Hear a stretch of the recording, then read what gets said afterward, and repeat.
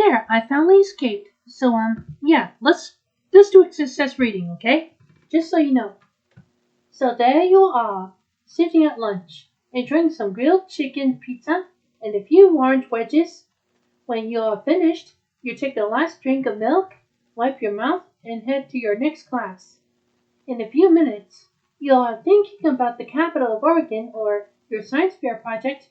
You've completely forgotten about that pizza lunch you just ate, but it's still in your stomach. Sort of like science experiment that happens all the time. The mouth starts everything moving.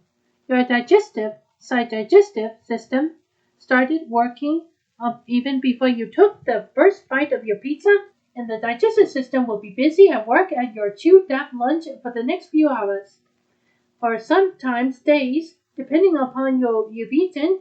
This process, called digestion, allows your body to get the nutrients and energy it needs from the food you eat. So let's find out what's happening to that pizza, orange, and milk. Even before you eat, when you smell tasty food, see it, or think about it, digestive saliva or spit begins to form in your mouth. When you do eat, the saliva breaks down the chemicals in the food a bit, which helps make the food mushy and easy to swallow. Your tongue helps out, pushing the food around you while you chew with your teeth. When you're ready to swallow, the tongue pushes a tiny bit of mushed up food, called the bolus, toward the back of your throat and into the opening of your esophagus, the second part of the digestive tract. On the way down, the esophagus is like the stretchy pipe that's about 10 inches to 25 centimeters along. It moves from the back of your throat into your stomach, but also at the back of your throat and use your windpipe, which allows air to come in and out of your body. When you swallow a big ball of mushed up food or liquids, a special flap called the epiglottis flaps down over the opening of your windpipe to make sure the food enters the esophagus and not the windpipe. If you ever drunk something too fast, started to cough, and heard someone say that your drink went down the wrong way, the person meant that it went down your windpipe by mistake. This happens when the epiglottis doesn't have enough time to flap down and you cough involuntarily without thinking about it to clear your windpipe. Once food has entered the esophagus, it doesn't just drop right into your stomach. Instead, muscles in the walls of the esophagus move in a wavy way to slowly squeeze the food through the esophagus. This takes about 2 or 3 seconds. See you in the stomach.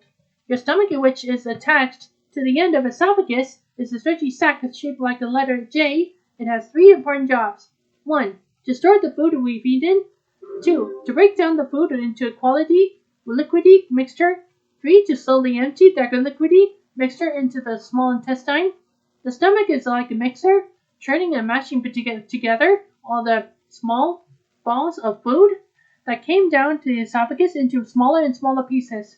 It does this with help from the strong muscles in the walls of the stomach and gastric juices that also came from the stomach's walls. In addition to breaking down the food, gastric juices also help kill bacteria that might be in the eaten food. Onward to the small intestine. 22 feet isn't small at all. The small intestine is a long tube that's about 1.5 inches to 2 inches, about 3.5 to 5 centimeters around, and it's packed inside you beneath your stomach. If you stretched out an adult and small intestine, it would be about 22 feet long, 6.7 meters. That's like 22 notebooks lined up end to end in all in row. The small intestine breaks down the food mixture even more so that your body can absorb all the vitamins, minerals, proteins, and carbohydrates and fats. The grilled chicken on your pizza is full of proteins and a little fat, and the small intestine can help extract them with a little help from 3 friends: the pancreas, liver, and gallbladder. Those organs send different juices to the first part of the small intestine. These juices help to digest food and allow the body to absorb nutrients The pancreas makes juices that help the body digest fats and protein. A juice from the liver, called the bile, helps to absorb fats into the bloodstream, and the gallbladder serves as a warehouse for bile, storing it until the body needs it.